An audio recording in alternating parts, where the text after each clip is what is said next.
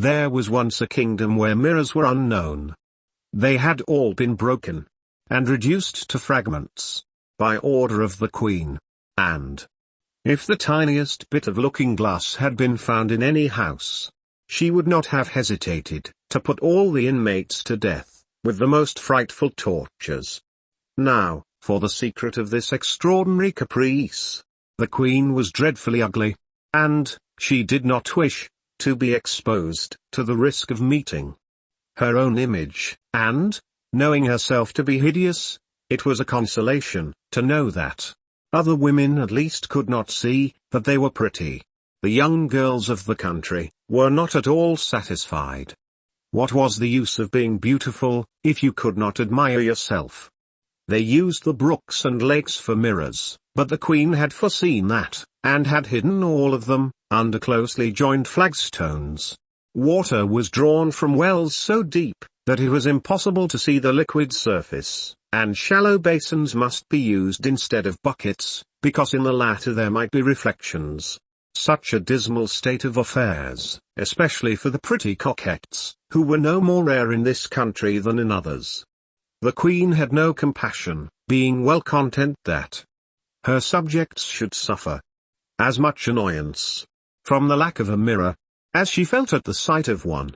However, in a suburb of the city there lived a young girl called Jacinta, who was a little better off than the rest, thanks to her sweetheart, Valentine. For, if someone thinks you are beautiful, and loses no chance to tell you so, he is almost as good as a mirror. Tell me the truth, she would say, what is the color of my eyes? They are like dewy, forget-me-nots. And my skin is not quite black. You know that your forehead is whiter than freshly fallen snow, and your cheeks are like blush roses. How about my lips? Cherries are pale beside them. And my teeth, if you please? Grains of rice are not as white. But my ears, should I be ashamed of them? Yes, if you would be ashamed of two little pink shells among your pretty curls. And so on endlessly, she delighted, he, still more charmed, for his words came from the depth of his heart, and she had the pleasure of hearing herself praised, he, the delight of seeing her.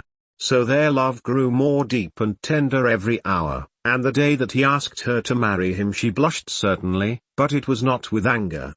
But, unluckily, the news of their happiness reached the wicked queen, whose only pleasure was to torment others, and Jacinta more than anyone else, on account of her beauty.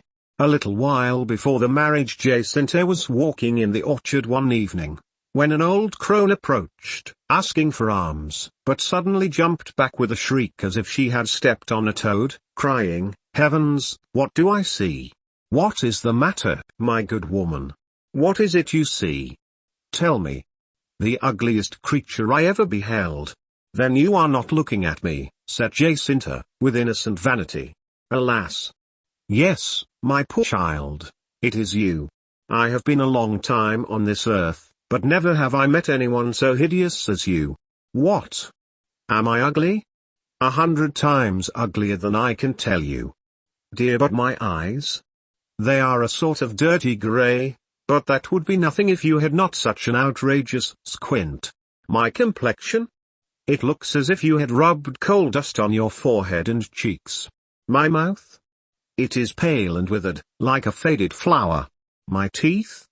If the beauty of teeth is to be large and yellow, I never saw any so beautiful as yours. But, at least, my ears. They are so big, so red, and so misshapen, under your coarse elf locks, that they are revolting. I am not pretty myself, but I should die of shame if mine were like them." After this last blow, the old witch, having repeated what the queen had taught her, hobbled off, with a harsh croak of laughter, leaving poor Jacinta dissolved in tears, prone on the ground beneath the apple trees. Nothing could divert her mind from her grief. "I am ugly. Oh, I am ugly," she repeated constantly. It was in vain that Valentine assured and reassured her with the most solemn oaths. "Let me alone. You are lying out of pity. I understand it all now. You never loved me. You are only sorry for me. The beggar woman had no interest in deceiving me. It is only too true. I am ugly. I do not see how you can endure sight of me. To undeceive her, he brought people from far and near. Every man declared that Jacinta was created to delight the eyes, even the women said as much, though they were less enthusiastic. But the poor child persisted in her conviction that she was a repulsive object, and when Valentine pressed her to name their wedding day, "I, your wife," cried she, "never. I love you too dearly to burden you with a being so hideous as I am." You can fancy the despair of the poor fellow so sincerely in love. He threw himself on his knees, he prayed, he supplicated. She answered still that she was too ugly to marry him. What was he to do? The only way to give the lie to the old woman and prove the truth to Jacinta was to put a mirror before her. But there was no such thing in the kingdom, and so great was the terror inspired by the queen, that no workman dared make one. "Well, I shall go to court," said the lover, in despair. Harsh as our mistress is, she cannot fail to be moved by the tears and the beauty of Jacinta. She will retract, for a few hours at least, this cruel edict which has caused our trouble. It was not without difficulty that he persuaded the young girl to let him take her to the palace. She did not like to show herself, and asked of what use would be a mirror, only to impress her more deeply with her misfortune. But when he wept, her heart was moved, and she consented to please him. "What is all this?" said the wicked queen. "Who are these people? And what do they want? Your Majesty, you have before you the most unfortunate lover on the face of the earth. Do you consider that a good reason for coming here to annoy me? Have pity on me. What have I to do with your love affairs? If you would permit a mirror—" The queen rose to her feet, trembling with rage. "Who dares to speak to me of a mirror?" she said, grinding her teeth. "Do not be angry, your Majesty, I beg of you, and deign to hear me. This young girl whom you see before you, so fresh and pretty, is the victim of a strange delusion. She imagines that she is ugly." "Well," said the queen, with a malicious grin, "she's right. I never saw a more hideous object." Jacinta, at these cruel words, thought she would die of mortification. Doubt was no longer possible, she must be ugly. Her eyes closed, she fell on the steps of the throne in a deadly swoon. But Valentine was affected very differently. He cried out loudly that Her Majesty must be mad to tell such a lie. He had no time to say more. The guards seized him, and at a sign from the queen the headsman came forward. He was always beside the throne, for she might need his services at any moment.